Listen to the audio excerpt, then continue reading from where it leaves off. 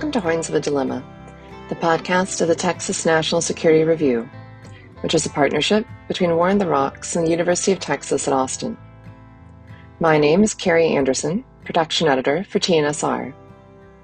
On this episode, Marshall Kosloff talks with Jim Goldgeier about the post-Cold War era, NATO expansion, and the future of the U.S. role in Europe. Jim Goldgeier, welcome to Horns of a Dilemma. Thanks for having me. I'm excited to speak with you.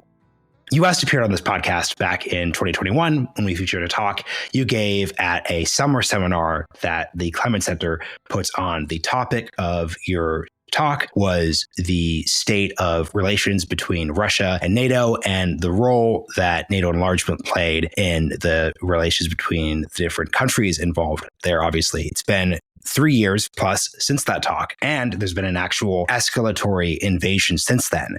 So I would love to just kind of hear how the past events of the war in Ukraine has updated your overall understanding of this longer term research project that you've been engaged with. Yeah, well, first of all, thanks for having me on. And it's always great to be associated with anything the Clements Center does and Texas National Security Review, War on the Rocks, the whole package. It's always great to be part of it. So, yeah, I first started writing about NATO enlargement. I first started researching about NATO enlargement back in, 1995 or 1996, I think, for an article I published in 1997, and then for a book I did in 1999 on what was then the first round of post-Cold War NATO enlargement, the inclusion of Poland, Hungary, and the Czech Republic in NATO in 1999. And I did not anticipate I would still be writing about these issues in 2024. But partly I've done it because I just think there's so many misimpressions. There's so much blame placed on NATO enlargement for the state of U.S.-Russia relations, which I think is incorrect to put that much emphasis on that issue, for the fact that relations deteriorated since the 1990s. And I think there's an underappreciation of the importance of security and stability across Central and Eastern Europe that NATO enlargement has provided and that has, I think, benefited American national security. Of course, in the time since that talk in 2021, as you point out, we had the expanded Russian invasion of Ukraine, the full-scale assault in February of 2022 that continues to this day. And that has led both to what was completely, I think, unanticipated years before, which is the decision of Finland and Sweden to pursue NATO membership and to be the 31st and 32nd members of the alliance. It's extraordinary for both of them and for NATO. And then, of course, it's engendered more and more debate about whether Ukraine should be in NATO. And of course, that's hugely controversial. Here's something I'm curious about. I'm sure you've noticed this. The debate over NATO expansion, enlargement's roles in U.S.-Russia-NATO relations has escaped academic and typical national security conversation spaces and has actually become quite popular. If you look on YouTube, there's huge tens and tens of millions of people are engaging with this topic. So I'm curious why you think, out of all the different reasons one could have attributed to the invasion, to the deterioration of invasion, why in the popular discourse, because I'm a national security media and journalism fellow, so it's actually very interesting what different topic areas ascend into popular culture and discourse. Why has NATO enlargement become so key to that conversation? Well, I think there are multiple reasons. That is super interesting. It's been controversial from the beginning because the Cold War, you had NATO and you had the Warsaw Pact, and they were opposed to one another. US, Soviet Union, Cold War rivalry, and then the Cold War ends and the Warsaw Pact disappears. The Soviet Union disappears. So I think there were a lot of people who were wondering, well, wait, why is this institution NATO? Why does it still exist? What's it for? And there was a lot of challenges for NATO trying to really establish what it was for if it wasn't trying to contain the Soviet Union, which no longer existed. And of course, Russia seemed like it might go down a more democratic path, a path of partnership with the West. And I think largely because those hopes for Russia did not materialize, and especially with Vladimir Putin coming into the presidency acting president on New Year's Eve of 1999 and then elected in March of 2000 for the first time. Because of the authoritarian turn in Russia, the deterioration of the West's relationship with Russia, I think there's just been a lot of attention on, well, what role has NATO played? And especially since the Russian argument is all of NATO's fault. Why does it still exist? Why did it come closer to Russia? And everything would have been great if it hadn't been for NATO enlargement. I don't think that's true, but I think it feeds into questions people have about, well, why didn't the post-Cold War turn out the way people hoped? Because it seemed there was a lot of optimism in the air in the early 1990s about what could be achieved in a partnership with Russia. Something I'm curious about when we're looking at the topic of NATO expansion, there are actually two separate questions that one could divide this into. Question one would be, to what degree did American officials make promises to the Soviets and to post-Soviet governments regarding the status of NATO moving forward? That's one question. But the other question would be, even if promises were made, was that a causative reality when it came to the actual deterioration itself?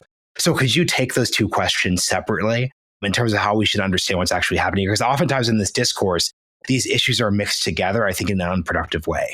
And, that issue itself is also a big piece of why there's so much interest in it, because there is this narrative, especially coming from the Russian side, but including from someone on the Western side, the US side and European side, that there was this promise and that the West betrayed Russia in some way.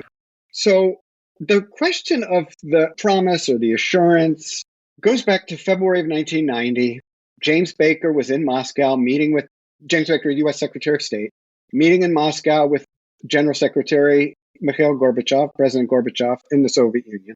And they had a discussion about NATO, whether NATO's jurisdiction should extend 1 inch to the east. And there's this famous exchange between the two of them. NATO's jurisdiction should not extend 1 inch to the east. I agree. And so it seems like there was this sense that, okay, we're going to freeze this thing. It goes, at that time, Germany was still divided. The negotiations were beginning on German unification.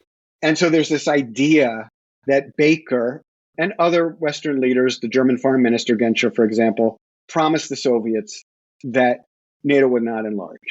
The problem with that argument is that these discussions were held at the very beginning of the German unification negotiation. And there was a lot on the table to negotiate. And the Soviets, Gorbachev in particular, did not press this point as the negotiations went forward. It's also unclear, in the negotiations, there were limits placed on NATO's jurisdiction in what was then East Germany. I mean, as Germany unified, there were promises made about the deployment of NATO troops, about nuclear weapons, that these would not extend into East Germany. So there was, on the Western part, an effort to recognize what had been discussed. Also, a conversation between James Baker and Mikhail Gorbachev, or Hans-Dietrich Genscher and Mikhail Gorbachev, did not include Poland, Hungary, the Czech Republic. I mean, there was nobody in a position to make a promise about what these countries could seek as they became free and democratic and wanting to pursue a relationship in the West. And as the negotiations went forward, the most important thing for Gorbachev during the German unification notifications was getting economic assistance. That's what he went for. He went for, especially from West Germany, from what became, United Germany, getting economic assistance. He got massive amounts of assistance. And so, as I always say, he wanted the cash for his country, and he didn't press this point. And by May, June of 1990, the end of May, beginning of June, he was in Washington for a summit. And George H.W. Bush pressed him on the point that the Helsinki Final Act that had been signed by all the countries in 1975, the NATO and Warsaw Pact, gave countries the right to choose their own alliances. And he reminded Gorbachev of that and said, do you agree with that? And Gorbachev said, yes, I do.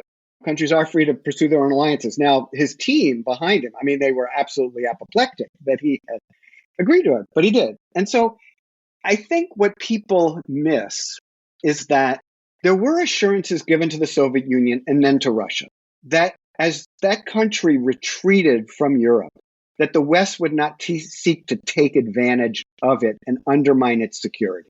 And here's where I think you have sort of unbridgeable positions. The Western position is, we did what we said we would do. We signed Conventional Forces in Europe Treaty. The United States withdrew huge numbers of troops from Europe. the United States and Russia joined the Partnership for Peace. Russia and NATO signed the NATO-Russia Founding Act in 1997. So the NATO side would say, we know that NATO enlargement was hard for Russia, but we tried to do everything we could to assuage them that this wasn't directed against them. And we tried to assure them we weren't out to undermine their security. And the Russians looked at it and said, why is NATO coming closer and closer and closer to Russia? It's a Cold War institution. It's a military alliance. And that's undermining our security. And I think you can't bridge those two positions, but I think that it is unfair to say that the West reneged on a promise. And I think it's something that's simply used, especially by Vladimir Putin, as a way of trying to argue that this is all the West's fault. And the West did stuff to him, as opposed to him having agency for what's happened. Couple follow-ups. So number one, we are using different words, promises, assurances, etc.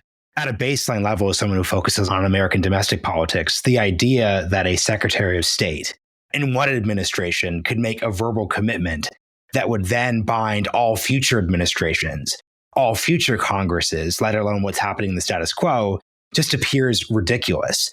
So how should we understand how and Soviets who understood to a certain degree the nature of our governmental system and the nature of administrations, how did the Soviets at the time understand the distinction between Jim Baker, the individual, saying something, the fact that this wasn't in a treaty, this wasn't in an official proclamation of the administration? How does a foreign government consider promises, assurances, et cetera, in general, when they come from a leader of a government like our own? Right. Well, as you say, I mean, the big thing is it's different than having something written into a treaty. And even that, leaders can walk away from. George W. Bush decided that the United States would walk away from the anti-ballistic missile treaty. Donald Trump walked away from his predecessor having signed multiple agreements. So even when it's written down, there can be questions. Assurances can play an important role. And we have seen that in other issues. So, for example, in the resolution to the Cuban Missile Crisis, John F. Kennedy, there were things he didn't write down, but there was an assurance of a non-invasion pledge of Cuba as part of the resolution to that crisis. And also there was, Kennedy made a promise to Khrushchev that he would remove missiles from Turkey, but he wasn't going to state that publicly. Like the non-invasion pledge of Cuba, that is something that was an assurance and that was abided by successor administrations. I'm reading phenomenal book, A Master of the Game by Martin Indyk, which I decided to read because of Martin's recent passing. I mean, such an amazing man, and had been at two institutions that I've been at, Council on Foreign Relations and Brookings. And so I thought after he passed away, I'd never read Master of the Game. I should read Master of the Game.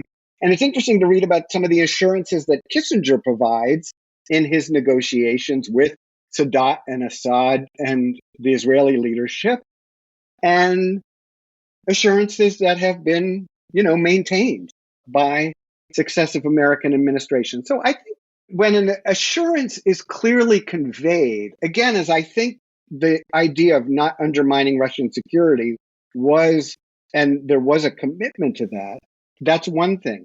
But there was a lot of discussion about whether NATO should or shouldn't enlarge. But I really don't think, and of course, people have written otherwise, and people I respect have been in the archives and have demonstrated, what they think is a different argument. But I just don't think this one is that kind of clear commitment in the way some of these other commitments have been. Something I'm curious about, to what degree did the fact that no one anticipated in 1990, say, that the Soviet Union would then collapse entirely in the next few years, impact this discussion? AKA, would this have been a different conversation if it was implicit that, okay, you're actually speaking with Russia?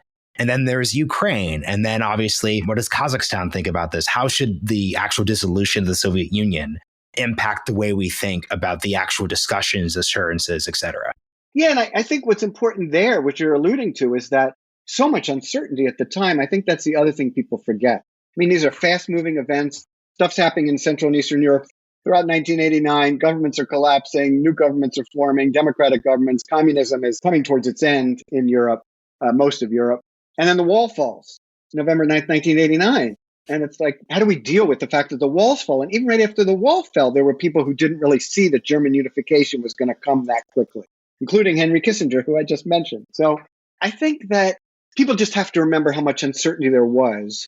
And officials committed to NATO, believing that NATO created a great bond between the United States and Europe that was beneficial to both, that NATO enabled the United States to remain the leader in European security, and that the U.S. would use that alliance to project security and stability across Europe, including in a partnership with Russia. This idea that the West was out to get the Russians or, betrayed the Russians, I just don't buy it if you look at the record. And I think it was a perfectly logical thing for the United States to want NATO to continue. And given that NATO by treaty, Article 10 of the treaty, creates an open door for new members who can meet the criteria of the alliance and contribute to the alliance's security, I think it was pretty inevitable that NATO was going to enlarge. The idea that NATO was just going to stay where it was and basically say, well, Stalin drew a line across Europe in the late 1940s, and that's just the way it is, and the West is the West, and the East is the East, and that line is permanent. It's just not realistic to think that could have been maintained. Something I'm curious about, you just referenced a partnership between NATO and Russia. Obviously, there were post-Soviet and Warsaw Pact member states who joined NATO in the first place. Part of this discourse around Russia and NATO is like this sort of, I don't think too serious comment by Vladimir Putin that maybe possibly Russia could join NATO. How should we understand the difference between Russia's relationship to NATO and that of other post-Warsaw Pact and post-Soviet states? I think especially because of Russian size, the large border with China, the uncertainty. It was always going to be very challenging intellectually to think about Russia as a member of NATO. The West did try to make clear, Bill Clinton's administration tried to make clear on a number of times that the door was open to Russia if it continued down a democratic path. This issue was raised on and off between 1991 and 2001. And I just mentioned James Baker earlier. Baker had a piece in the Washington Quarterly in 2002 that was arguing that, maybe Russia could become a member of NATO. So it does seem really unrealistic, and it would have been a completely different institution. I think the challenge wasn't just from NATO's standpoint of, how would you absorb Russia, but also the Russian conception of European security was, we're a great power. We want to sit down with the other great powers, especially the US, and we want to determine the fate of Europe. One of the things they didn't like, there were a number of things they didn't like about the Partnership for Peace, which was open to all these countries. The idea that they were going to sit around a table and they were going to be an equal to Estonia was just to them like, you got to be kidding. Like, we're a great power and we just want to do great power things. And we want to work with the United States to manage things. I think we've seen that in the Russia-Ukraine war because, Russia from the start would have really just liked to have sat down with the U.S. and said, okay, let's figure this out and negotiate something.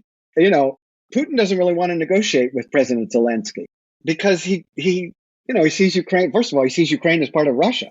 So I think a lot of this is because of Russia seeing itself as this great power. It was one of two during the Cold War. It's been hard for it to accept the loss of status, the change in status. And I think it's always been a challenge for the NATO-Russia partnership that Russia doesn't really want to interact with all the small countries. It just wants to interact with the United States and maybe Britain, France, and Germany. So what you just said gets at the awkwardness of the American relationship to Europe and NATO broadly, though, which is, on the one hand, it's true that the United States recognizes that Estonia, Latvia, et cetera, are members of NATO, that they are going to be treated as co-equal members of this organization, and Russia's refusal to do so at a baseline level makes the idea of the alliance unworkable. But the US is still the US. And I think the Russians would say the US is the US. So to what degree has the US successfully balanced the idea that obviously we're in the driver's seat to a certain degree with the fact that this alliance is supposedly amongst equals? I think this is the big question going forward. Well, I'm sure there are a number of big questions. This is certainly one of them. 30 some years ago, the idea that the United States should stay with NATO and, ensure NATO's survival and work to then enlarge NATO with the United States as the leader of the institution.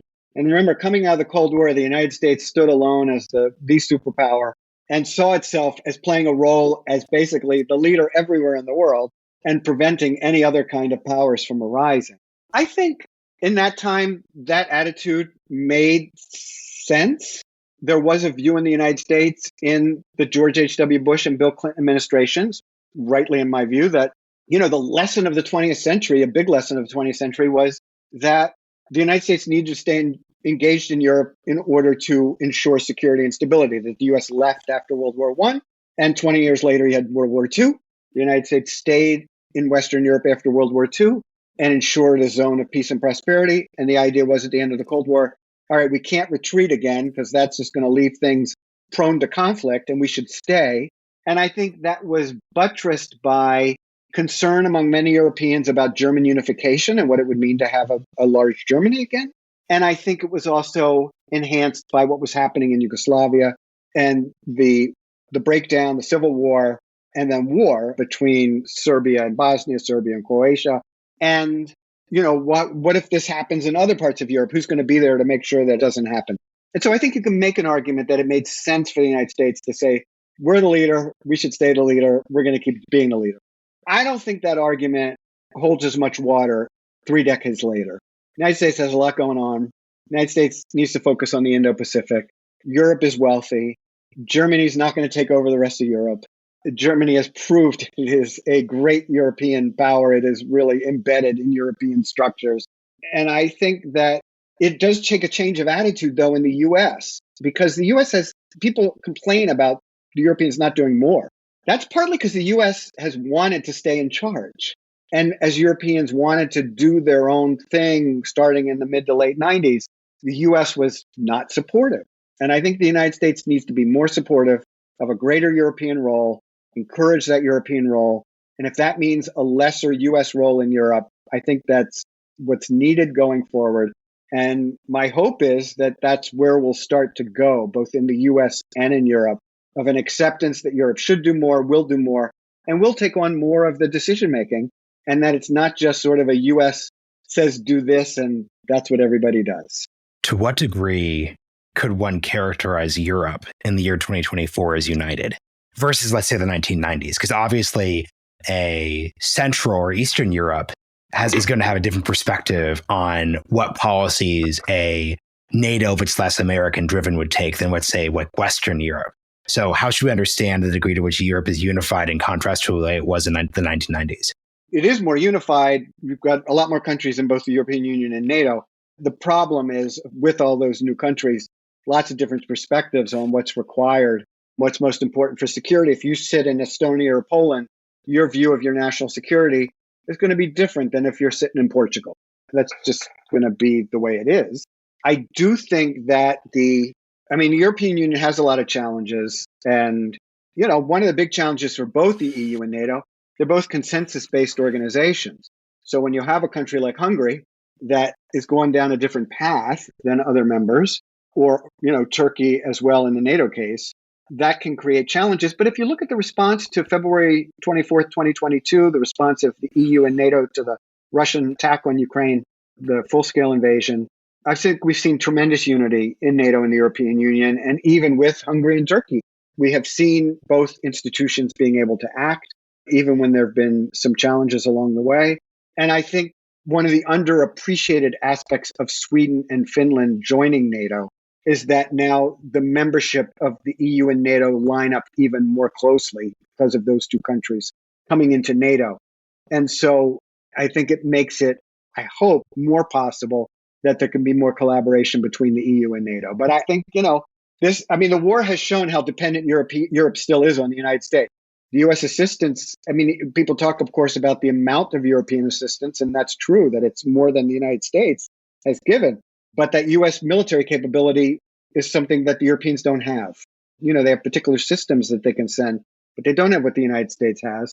And everyone was waiting for the United States Congress to pass that aid bill for Ukraine in the spring, because without it, the Europeans weren't going to be able to do what needed to be done. So there's too much dependence. I think it's recognized.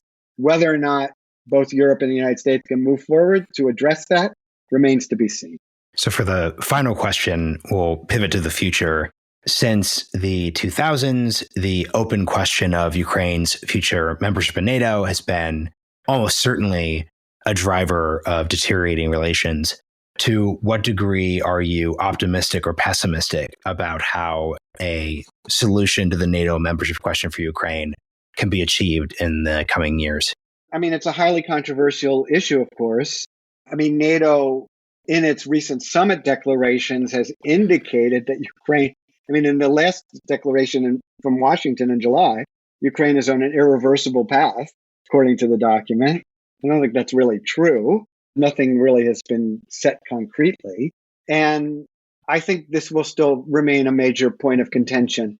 Partly, it's been a point of contention in the Biden administration because President Biden has made clear he does not believe in NATO membership for Ukraine.